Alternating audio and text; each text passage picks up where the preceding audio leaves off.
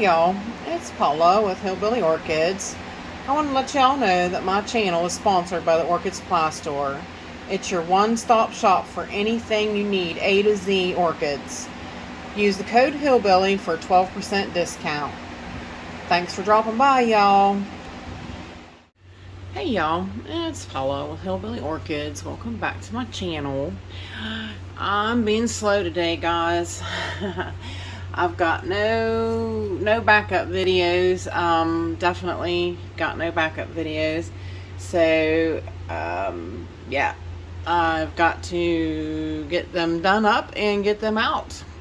So I was gonna chill a little bit today. It's the day after Christmas, and I hope everybody had a fantastic Christmas. Mine was just over the top. Just over the top. My husband, he worked all day, but I cooked him a great meal, and he came home, and it's just so amazing, you know, when you have that connection with somebody, and that, you know, they're excited to come home because they miss you, you miss them, and you sit down and you have a great meal together, and, you know, you just love each other to the point that, you know, you just can't imagine that you could ever have loved anybody so much. You know, we just, me and my husband, we get along so well. And it was a great evening. It really was. It was really fantastic. Other than the cold, I, when I filmed my Weewa on Christmas Eve, it was actually the prior Monday, because, you know, I have to film it ahead of time, because, you know, like I said, my husband's off Tuesday, Wednesday, and Thursday of every week, so I try to spend that time with him and not do my orchid stuff. Since he went to day shift, it's made things a little bit difficult in that aspect, but yeah, we had sunshine Monday. Then Christmas Eve, it's been so cold. There's a little black cap chickadee. I know if I move, he's gonna fly. Yep, he did. Those little black cap chickadees are so fast. They're the wrens on the suet block trying to eat some suet and keep warm. Cute little guys. It is so cold out there, you guys. It's so cold. You can see where they're digging it up out of the snow. Maybe, come on, focus. You can see where they're digging it up out of the snow. The deer are still coming in as well, and yeah, but we still got snow out there. We definitely had a white Christmas. Definitely a white cold Christmas. First white Christmas we've had in quite some time. So I mean, that part was nice, but I mean, so many places, even Hawaii is feeling the cold.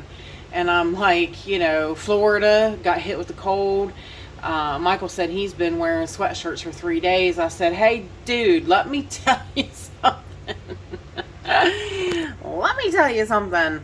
This situation here, I'm like, I've been wearing 2 pairs of socks, a pair of thermal fuzzy pants, 2 shirts and a sweatshirt, and I'm wearing that to bed to sleep in, along with 2 blankets and the heated feet on my bed. So it's cold. It's definitely cold. There come in the slew of starlings to devour.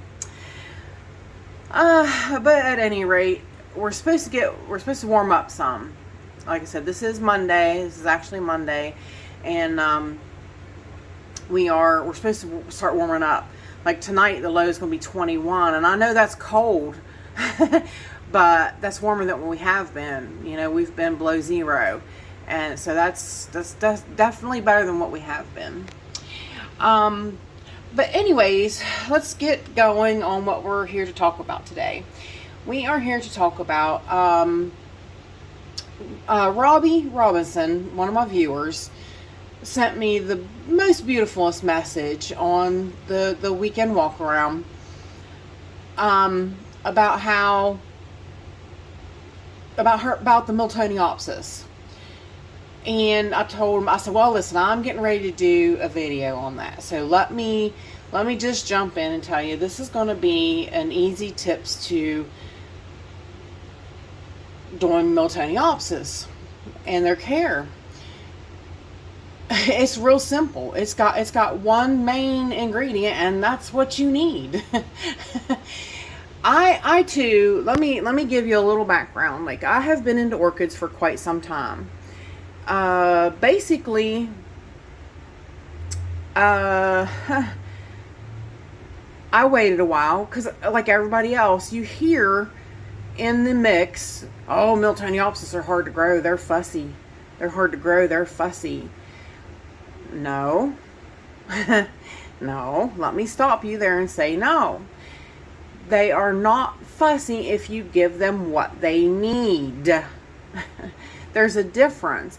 But see, then again, if you're not capable of giving them what they need, then they are fussy. These guys right here, I'm telling you, when I first tried to start growing Miltonopsis, I would take them to my grow space, and within a week they would melt, because they do not like the heat of what cattleyas and such have.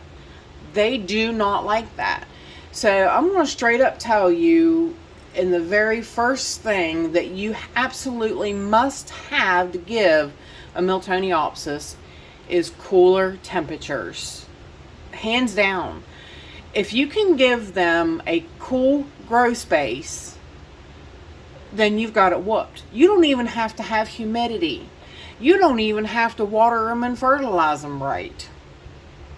You just have to give them cool temperatures, and they're going to surpass what you want them to do. That is why each of these guys are in my kitchen right now. Now, see, right here on my my meter, and excuse my dirt, like I gotta take these guys out and clean my window seals. Right here, 66 degrees and 65% humidity. Guys, that's perfect. These guys love this weather. Love it. Love it. Love it. Love it. These guys are super thriving right now. And yeah, the humidity is really good. Really, if you can keep them, if you got the cool and you want to keep them with a humidifier, 50% and up is best. But you don't have to. If you can keep these guys between 65 and 70 degrees, which really mainly in the lower 60s is best. 68 is optimal, you know, and even a person living in 68 is not bad. You can deal with that temperature. Well, that's what these guys want. That's what these guys need to thrive, to live, and survive. So really, there's only one thing you need to grow a Miltonopsis, and that is cold. Cool, cool, cool. Coolness. Cool. Cold. Now, I don't mean give them ice cubes on their media either, though. And you don't want to water them with very warm water either. These guys don't like that as well. But the main thing you have to have for these guys is a cool temperature, a cool grow space. The reason that they were brought in here, like I said, they melted in the grow space. I just wanted to see if I could grow them, and I bought a mix. I think it was like 20 bulbs or something like that of mixed chopped up bulbs from the butcher, aka the butcher, just so I could see if I could grow them. Because I was like, well, if I'm going to do this, I'm going to, you know, just get me a mishmash of bulbs, plants, and let's just hash it out and see how it goes. Well, as you can see, here's how it goes. I still have, there was a few of them that died because she sent them really cut up. They were just hideous, and they wouldn't grow. I think there's 1, 2, 3, 4, maybe it was like a 10 bulb thing I bought because I was thinking I didn't buy 20. She had a different offer. But what basically we found out later what it was she was getting them out of dumpsters of shops, and then she would just rip them to pieces and sell them. But yeah, so I think I've got like 4 or 5 left that haven't bloomed. One of them actually bloomed, and it was a Lillian Nakamoto, which was surprising.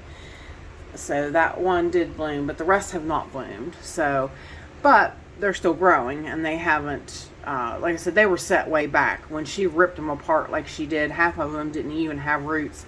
So they have really been set back. But yeah, so basically, basically they need the 3 things that most plants do. They need temperature, they need light, and they need feed.